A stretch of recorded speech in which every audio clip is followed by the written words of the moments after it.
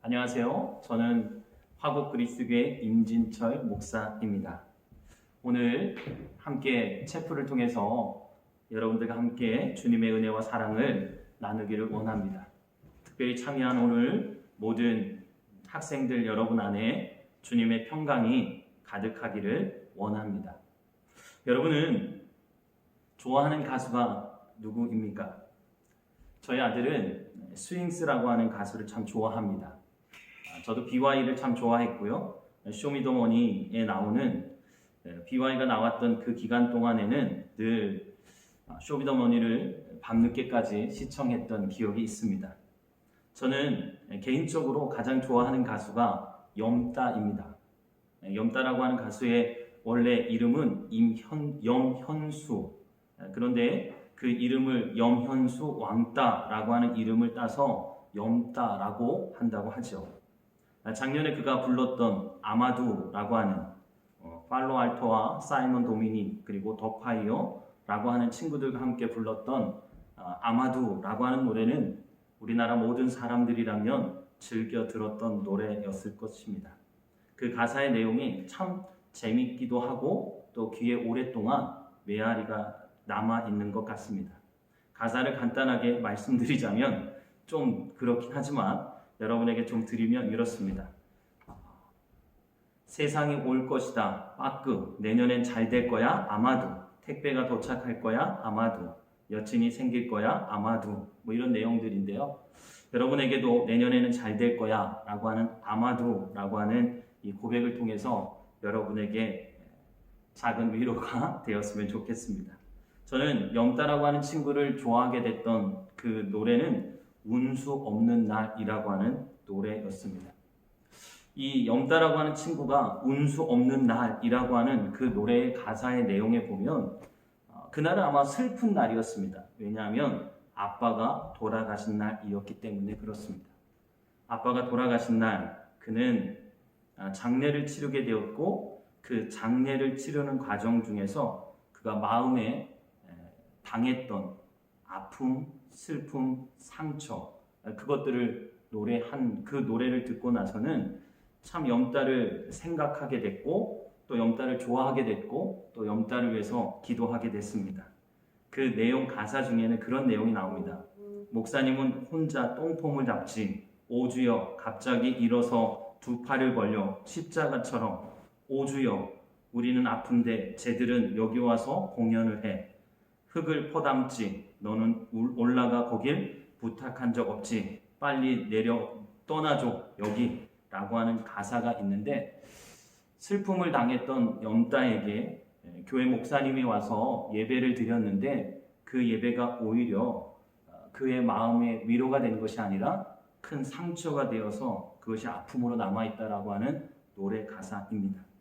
저는 오늘 이 설교를 시작하면서 그리고 설교를 하러 오면서 제 마음 안에 혹시 오늘 우리의 예배가 그리고 오늘 우리의 설교가 그리고 또 오늘을 살아가고 있는 우리 그리스도인들이 이 세상에 아파하고 힘들어하는 사람들에게 오히려 위로한다라고 생각하고 있지만 오히려 상처를 주고 아픔을 주고 있는 인생은 아닌가라고 하는 것들을 함께 생각해 보았고요.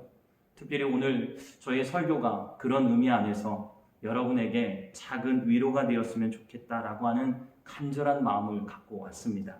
오늘 설교를 듣는 여러분들에게 오늘 설교가 위로가 되고 힘이 되고 그리고 다시 일어날 수 있는 부활의 실제가 되어지는 그런 사건이 되었으면 좋겠습니다. 염따에게 찾아갔던 그 목사님, 아마 그 목사님도 위로하러 갔을 것입니다. 그런데 그것을 받아들이는 염따의 마음은 전혀 위로받지 못했다는 것이죠. 그래서 저도 참 많이 기도하고 왔습니다. 오늘 설교를 듣는 여러분의 마음 안에 혹시 오늘 저의 설교가 상처가 되고 아픔이 되면 안 되겠다라고 하는 생각을 갖게 되었고요. 또 한편으로는 오늘 제가 여러분에게 하는 이 설교가 여러분의 삶에 큰 위로가 되고 도전이 되었으면 좋겠다라고 하는 생각을 하게 됐습니다. 그래서 올라오면서 많은 분들에게 기도를 요청했습니다. 오늘 제가 KC대학교에 가서 설교를 합니다. 기도해 주십시오. 제 힘으로가 아니라 성령의 위로와 은혜가 있는 복된 시간이 될 수 있게 해달라고 기도를 요청하고 올라왔습니다. 저의 마음 가운데도 간절한 소망이 있습니다. 오늘 이 설교가 오늘을 살아가고 있는 고난의 자리에서 힘든 시간을 보내고 있는 고통의 자리에서 오늘도 낙심하고 힘들어하는 사람들에게 아픔과 슬픔과 절망의 자리에 있는 사람들에게 다시 일어날 수 있는 힘이 되어지고 다시 이 말씀이 위로가 되어서 삶의 진정한 의미들을 회복하고 삶을 다시 멋지게 살아낼 수 있는 동기를 부여할 수 있는 그런 설교의 말씀이 되어지기를 원합니다. 그런 간절한 마음을 갖고 오늘 반대로 이 세상 가운데 어려움을 갖고 살아갔던 한 청년과 그 청년이 만났던 예수님을 여러분에게 소개하고자 합니다. 오늘 설교를 하려고 하는 본문의 말씀은 요한복음 9장의 말씀입니다. 요한복음 9장 1절부터 4절까지의 말씀을 간단히 읽어드리도록 하겠습니다. 예수께서 길을 가실 때에 날 때부터 맹인된 사람을 보신지라.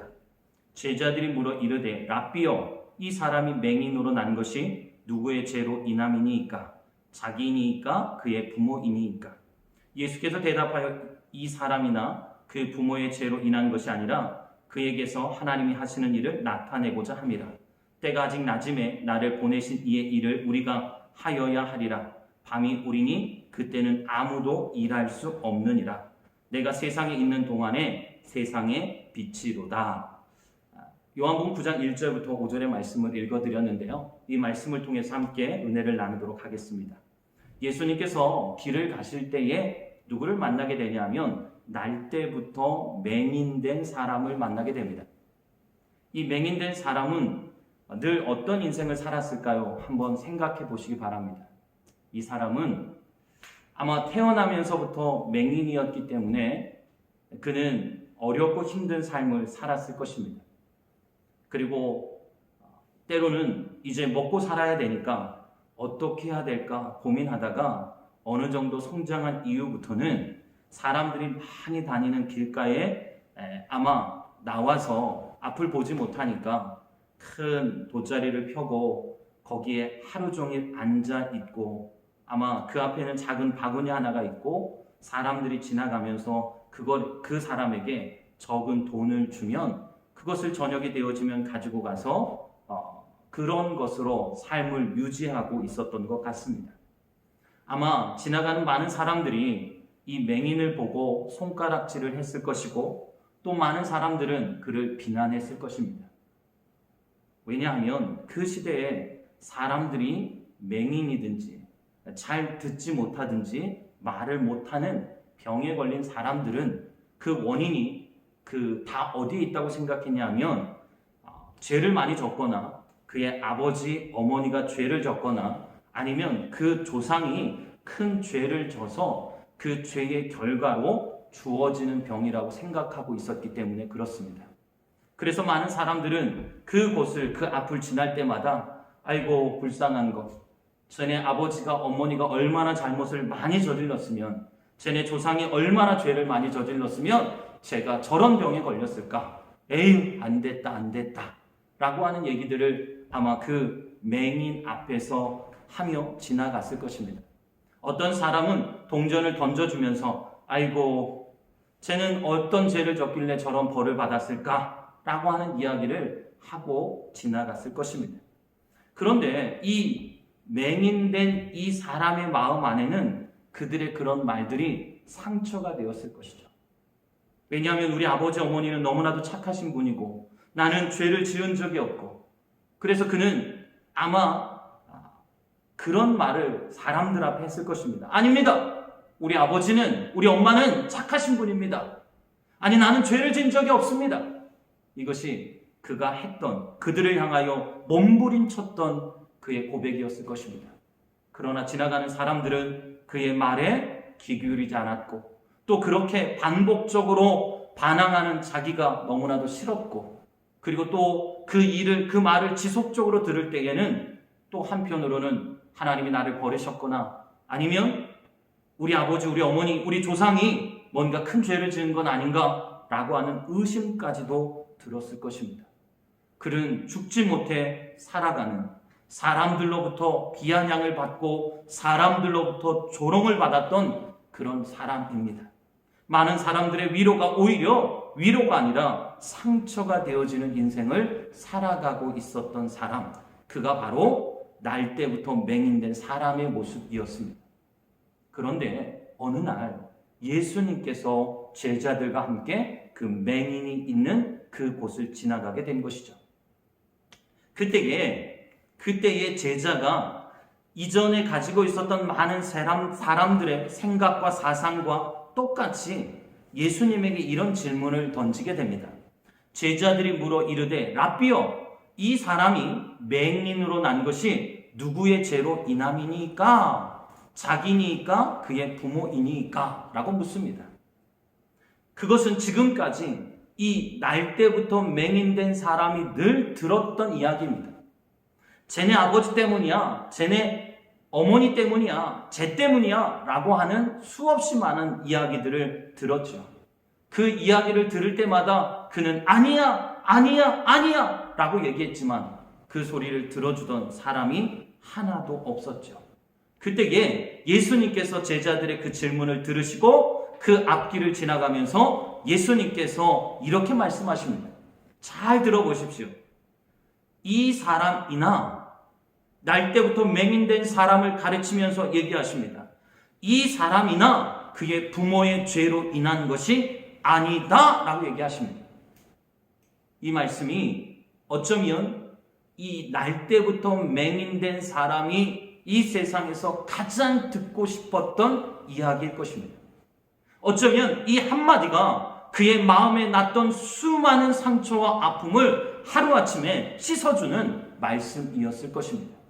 결국 이 한마디로 인하여 그는 그 마음 안에 자기가 세상을 향하여 외치고 싶었던 그 말, 우리의 엄마 때문도 아니고 우리 아빠 때문도 아니고 나 때문도 아니다라고 하는 이 이야기를 말씀해 주시는 예수님, 그 예수님의 그 한마디에 그는 인생과 삶이 변화되었고 그 한마디로 인하여 그가 가지고 있었던 그 억울함과 상처와 아픔들이 하루아침에 깨끗게 씻겨지는 은혜를 경험했을 것입니다.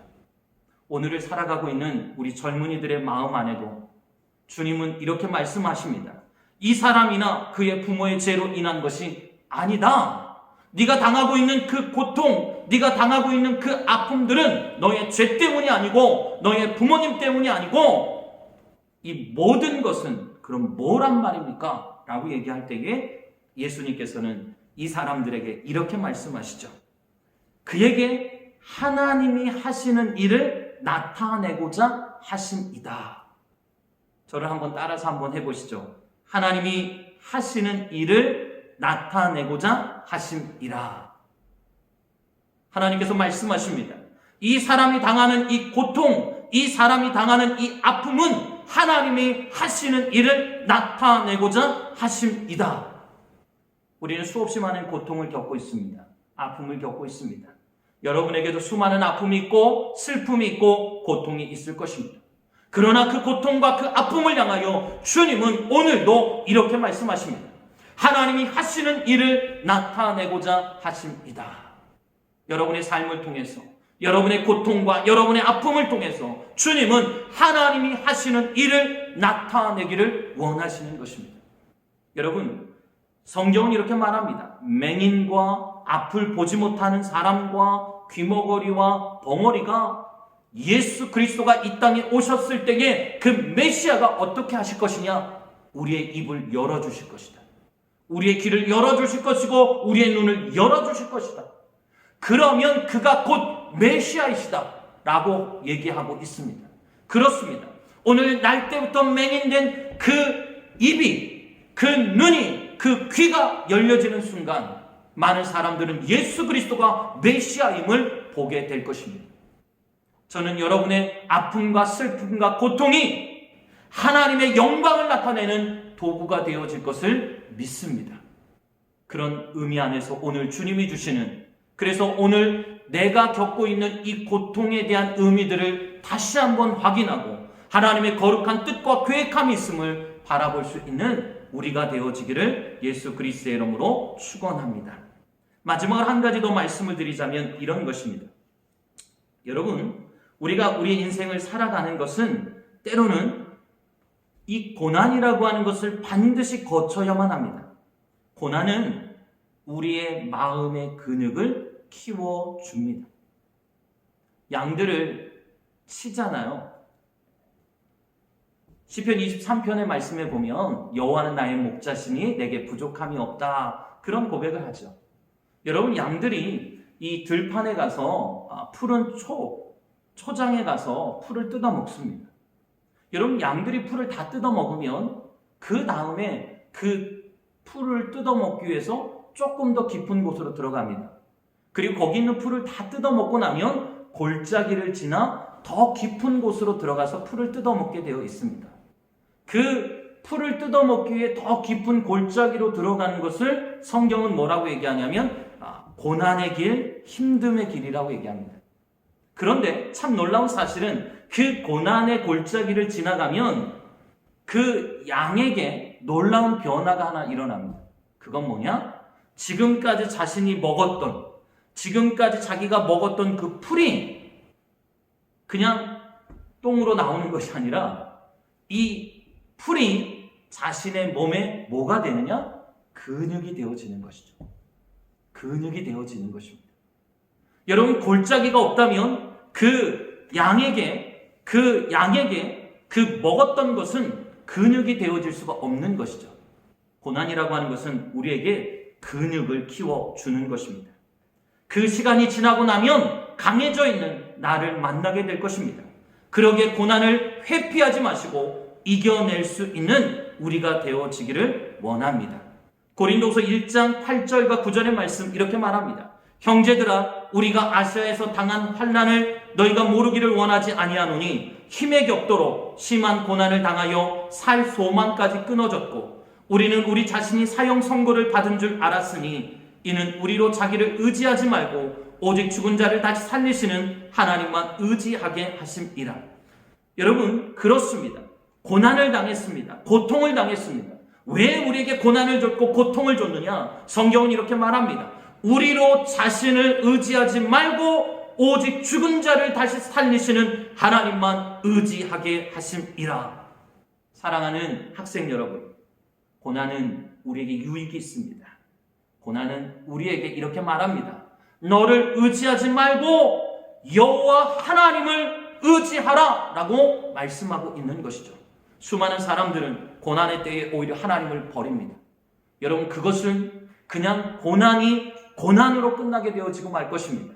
그러나 고난이 진정한 축복이 되기 위해서는 이 고난의 시기에 우리로 자기를 의지하지 않고 죽은 자를 다시 살리시는 하나님을 의지하는 사람들이 되어질 때에 우리는 고난을 통해 신앙과 마음의 근육을, 영적인 힘을 길러낼 수 있는 하나님의 사람이 될 수 있다는 것입니다.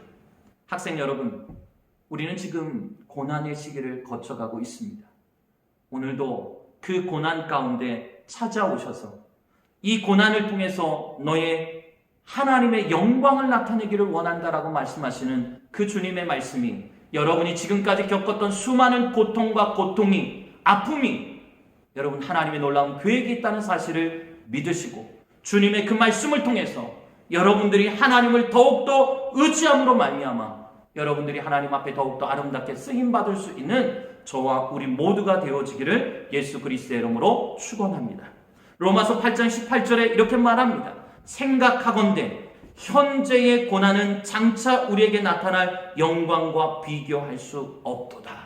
하나님의 영광을 바라보고 주님을 바라보고 오늘도 믿음의 선한 길을 걸어가는 우리 모든 젊은이들이 되어지기를, KC대학교의 학생들이 되어지기를 예수 그리스도의 이름으로 축원합니다.